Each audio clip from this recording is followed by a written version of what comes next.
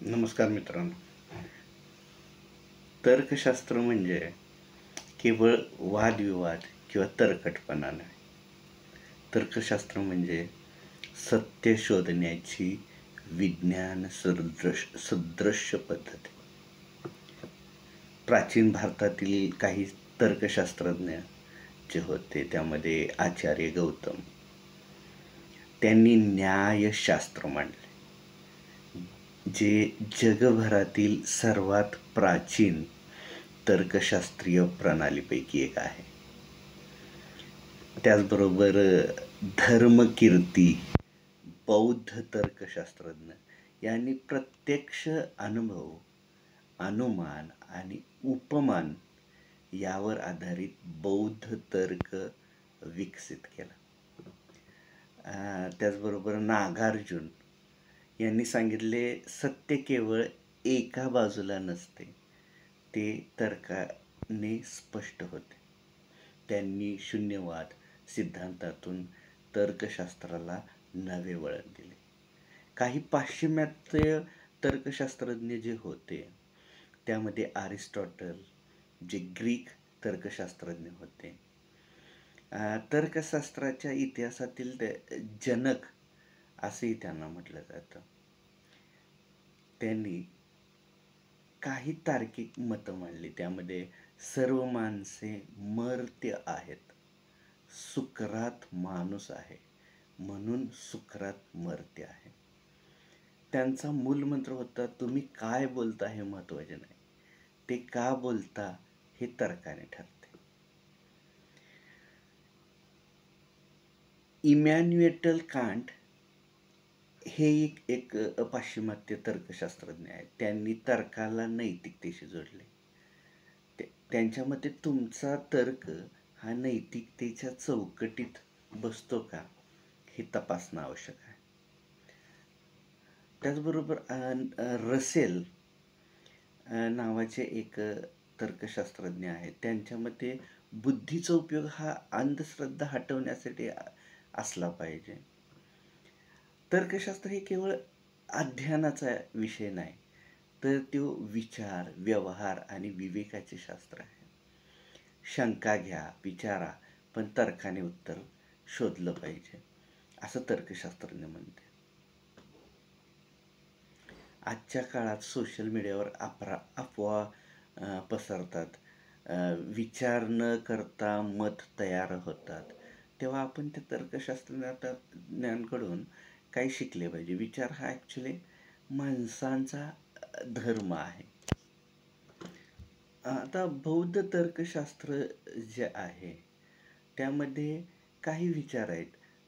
बौद्ध शास्त्रज्ञ किंवा बौद्ध विचारवंत जे तर्कशास्त्रामध्ये अभ्यास करतात किंवा ते विचार मांडतात, ते काय म्हणतात, प्रत्यक्ष अनुभव हेच अंतिम प्रमाण.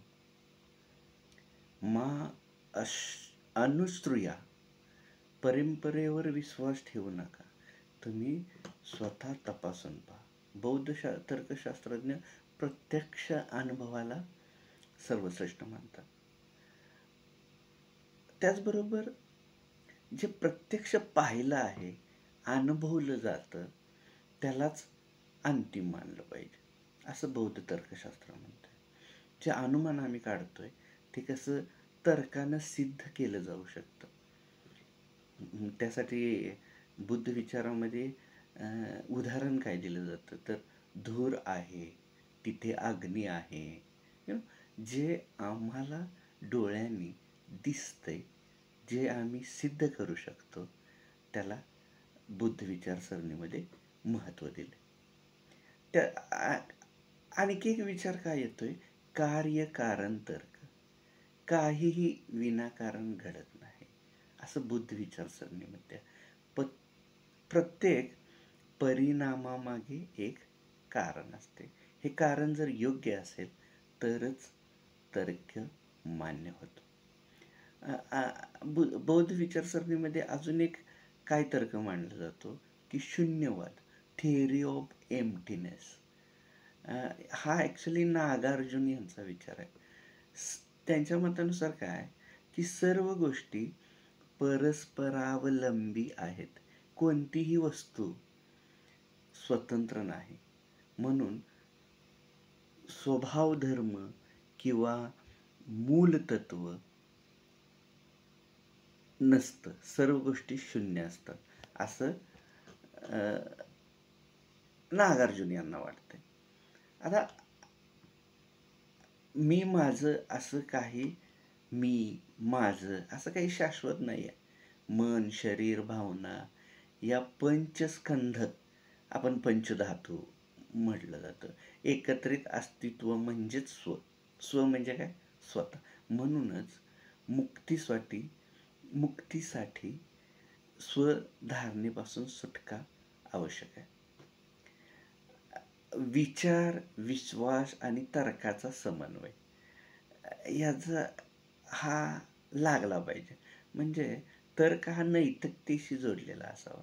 तर्क फक्त बुद्धीचा खेळ नाही, तर तो समाजहित साधणारा असावा. यामध्ये काही संकल्पना म्हणजे काय? शब्द म्हणजे केवळ कल्पना असतात. अनुभव म्हणजे वास्तव असते.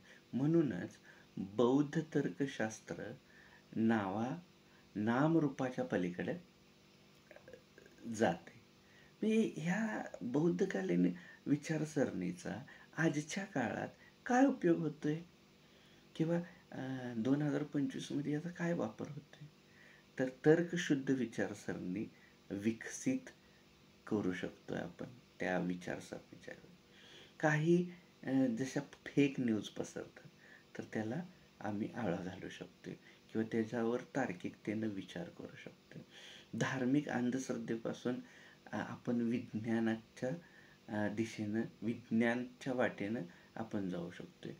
बौद्धिक म्हणजे बुद्धांचा मार्ग हा मुक्तीचा मार्ग आहे.